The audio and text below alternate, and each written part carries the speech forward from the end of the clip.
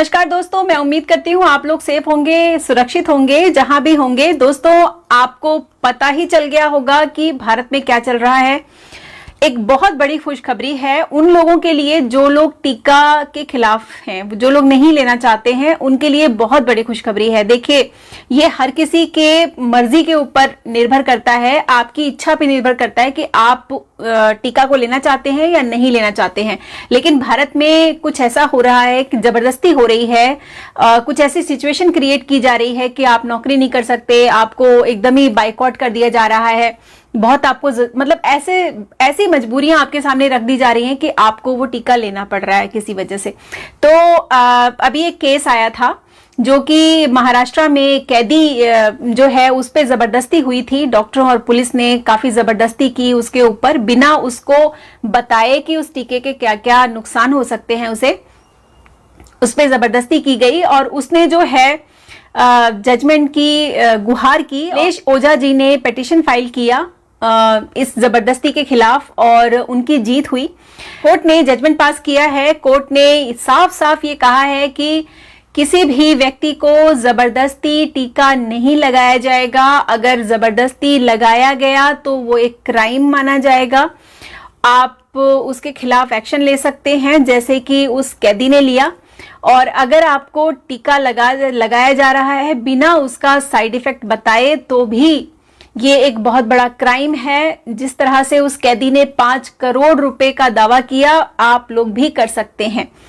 तो ये एक सबक है हम सबके लिए, सभी लोगों के लिए, जितने भारतीय हैं जो नहीं चाहते हैं लगवाना, उनके लिए, आप लोगों के लिए बहुत अच्छी खुशखबरी है ये कि अगर कोई भी आपसे जबरदस्ती करता है कि भाई नहीं आपको लगाना पड़ेगा, जबरदस्ती अगर आपका हाथ भी पकड़ता है तो भी उसके ऊपर आप तगड़ा एक्शन ले सकते हैं।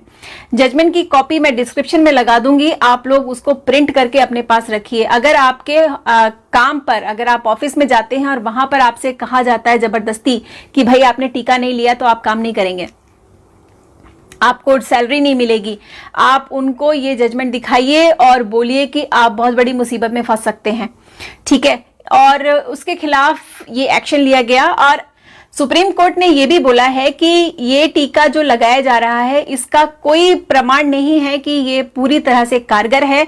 इसलिए अगर इसका दूसरा डोज कोई ना लेना चाहे तो उसको जबरदस्ती नहीं की जा सकती है।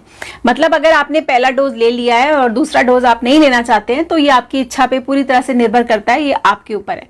वैसे भी आपको बता दें, भारत में लगभग 70 से 80% लोग जो हैं वो इम्यून हो चुके हैं। सुप्रीम कोर्ट ने एक बहुत बड़ी पावर जो है वो जनता के हाथ में दे दी है। सुप्रीम कोर्ट ने ये भी फैसला लागू किया है कि अगर टीका लगाने के बाद किसी की मृत्यु हो जाती है तो सेक्शन 302 लगा करके जिसने वो टीका लगाया है उस व्यक्ति को उन पर मर्डर का चार्ज लगेगा।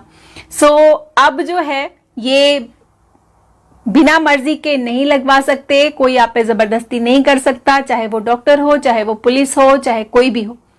अब आपकी पूरी इच्छा है, आप अपने इच्छा के मालिक खुद हैं। सो अब कोई डरने की जरूरत नहीं है, कहानी यहाँ पे आके बिल्कुल शांत हो जाती है। सो अब आप लोग निडर होकर के रहिए, निश्चिंत होकर के रहिए, खुश रहिए, सेफ रहिए, सुरक्षित रहिए।